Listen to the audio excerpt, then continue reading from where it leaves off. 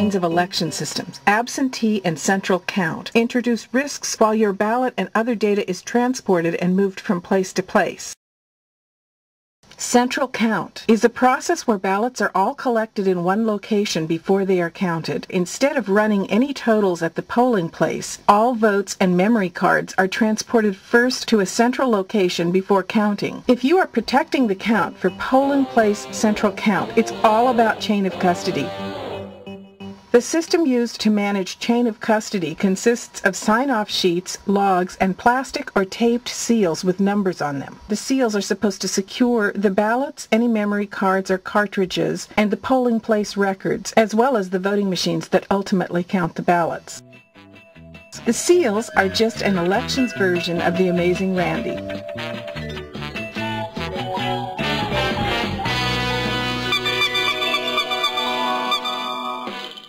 Look, we use seals. Look, they're numbered. But don't look here. We provide extra seals. And don't look here. Seals are often missing or broken. And don't look here either. The numbers don't match. And especially don't look here. The numbers don't match what?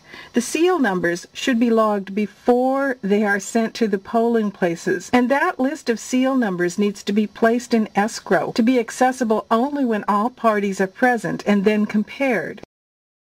Missing seals mean the information should be considered compromised. The same goes for seals that are broken and seals with numbers that don't match. Getting the seals log containing seal numbers committed to writing and put in escrow before the election and watching to catch missing, broken, and mismatched seals, as well as any containers that look compromised, is the number one thing you can do to protect the count for central count locations. Take missing, broken, and mismatched seals seriously. Let's look at some of the issues with absentee voting. For the actual counting of the ballots, polling place votes that go through central count share many issues with absentee counting systems. In California and Florida, hundreds of thousands of absentee ballots were mailed to voters for the 2008 general election that have the voters' party affiliation printed on the envelope. This enables targeting of ballots to lose, damage, or swap. The U.S. Post Office adds a new wrinkle. In Broward County, Florida, in the 2004 presidential election, somehow 58,000 absentee ballots were never delivered by the U.S. Post Office. What happens to your ballot while it's at the U.S. Post Office is not something anyone can observe. Chain of custody after pickup is critical, but many election offices send just one worker down to pick up the ballots. Ask about this. One chain of custody protection is a barcode on the envelope so you can track whether your ballot was received. After the absentee ballot is received by the election office, it is logged in, and the signature on the envelope is compared with the signature on your voter registration card. Software made by companies like Diebold and Vote Here put the envelope signature and the registration card signature side by side on a computer screen, and many workers are involved in signature checking. For a time, they were trying to get this process automated, but most places do use human beings to check this. Try to observe this process, especially near ballot receiving deadlines. In a Florida location, during the login and signature check phase, the software was assigning a date that the item was received or logged in. This date is crucial because ballots received after a certain date will not be counted. Workers involved in the signature checking noticed that some ballots were being assigned a date 4 days in the future. Automated post-dating of selected absentee ballots is a method for tampering with mail-in voting systems. The signature verification phase is supposed to be public. If you have the opportunity, use binoculars or videotape and watch the date function very carefully. If you are an elections worker, watch carefully to see if the correct date is assigned consistently on your computer screen. After ballots are received, signature checked, and logged in, they are taken to another area and removed from the outer envelope. This process should be under video surveillance at all times. See if it is, and the security for this process needs to include written records, not just visual observation. Think of these bins of ballots as if they were stacks of $100 bills. In a casino or a supermarket, one person cannot transfer a stack of $100 bills to someone else without recording it, logging the amount, and signing off on it. Yet batches of ballots are transferred here and there without logging them or anyone signing off. While your attention may be called to things like marks put on the stacks, instead watch the ballots exactly as if they were stacks of $100 bills being moved from station to station in a casino. It is this movement of sets of ballots from place to place that introduces opportunity to lose, switch, or sideline for alterations.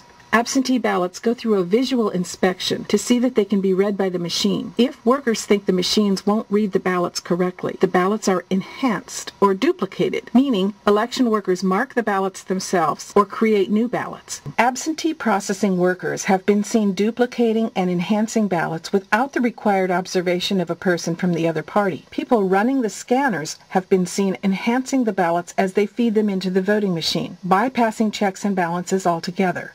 Estimates black box voting received from King County, Washington at one point were that 10,000 ballots are enhanced or duplicated in a single election. To protect the count, when you are observing ballots being fed through scanners, note and stop the process if you see a worker mark a ballot, and watch carefully for any ballots set aside. Think of each ballot as a $100 bill. Watch it like money. Ultimately, that's what it is. Absentee and central count scanners should produce results tapes for batches scanned. Ballot batches should be clearly identified so that if necessary they can be hand counted to compare with the batch total. In Whatcom County, Washington, a citizens group has arranged to watch central count scanning. They can choose batches to hand audit. This is a good check and balance, but most places don't allow this. Many of the central counting machines do not produce a results tape. You can't compare the batches scanned with the result. Ask to see these batch results tapes from counting machines. If you are not allowed to see them or they don't exist, your county's centrally counted votes are completely at the mercy of the central tabulator software. The central tabulator software can quite literally overwrite vote results. This is not a hack. It's a menu item called the manual entry function. It's supposed to be for emergencies,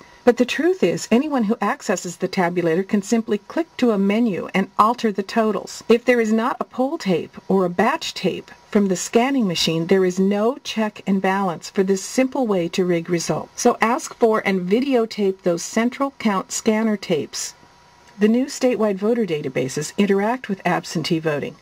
Listen to this. In Lake County, Indiana, in May 2007, local officials discovered that absentee ballots which had been disqualified were somehow requalified remotely by the private vendor handling the state voter database. When caught red-handed altering ballot authentications, the vendor said they were testing something and that it didn't change the result. How the heck do you protect the count against remote alterations in authentication of the ballots? One of the most important things you can do to protect the absentee count is to add up numbers.